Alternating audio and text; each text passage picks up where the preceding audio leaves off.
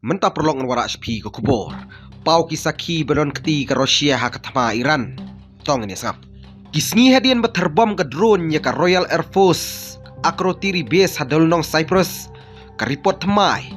Kapan pau ki detail sepang ke jing petai bom. Ka kamikaze drone. Ka kit ya ke Russian made Komitabi navigation system. Katkum ke jing itu. Ka The Times.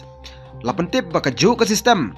Lap ningkong haki drone ba penengkam Persia ya ke Ukraine haus nam arja Arab Saudi. Ki British Intelligence marmar kilara ya kini ka hardware sa UK lab pentokit benya kumno ka poi sa katma. Ki official ki ngait baka Hezbollah Lebanon ki launch ka drone le man le kum ka long arm proxy jong ka Iran. Kani ka jinglap ka budak kum ka jingtip baka ka siningkong penengkam ya ka Russian military technology ha katma US Israel Persia ya ka Iran. Ka jinglap halor kani ka penmi jingting bat ban sutu ya ka jinga trilang ka Rusia baka Iran.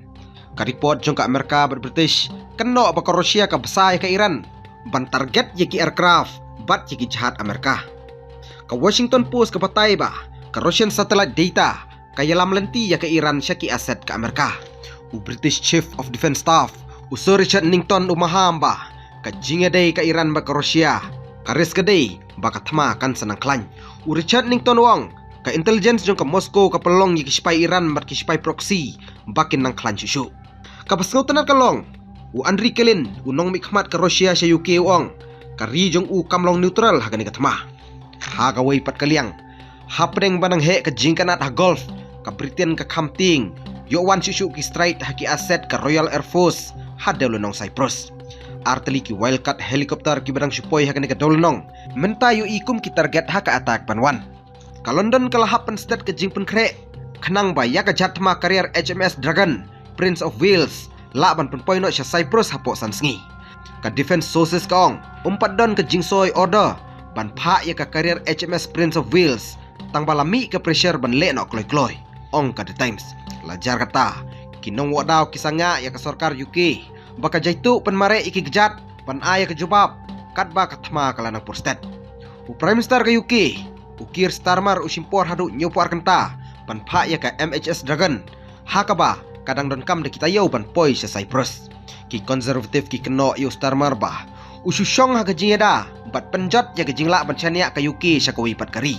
Ka Ministry of Defense jong ka United Kingdom kayaiban bakari kalapan klannya ki spy nadu banai January rengkat ki jet bat susu ki kenhun spy.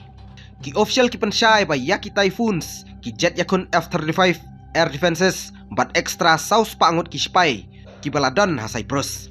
Lightly ki US B-1 Lancer kila deploy ha Royal Air Force Fairford lembat ki mission kami lenti ban launch hapo kini kisngi ha gawai galiang ha ka santrik banai March u Zelensky u ongbo tikna baka Rusia ka pha sa Iran daki arms ba drone electronics u leader ka Ukraine u keno ba lap iki tukra ki baki ju ka Rusia ka panankam ha Ukraine ka Rusia ka panankam ki drone Iran nadu snem arajar poar launch kumba san hajar teli ha ki attack sa Ukraine house nem baladem Kiju ki syahid pat ka Russian technology basiat sa Ukraine menta kalong ka threat ya ki aset ka NATO ha Cyprus. Kubli Shibun Story tala London Network.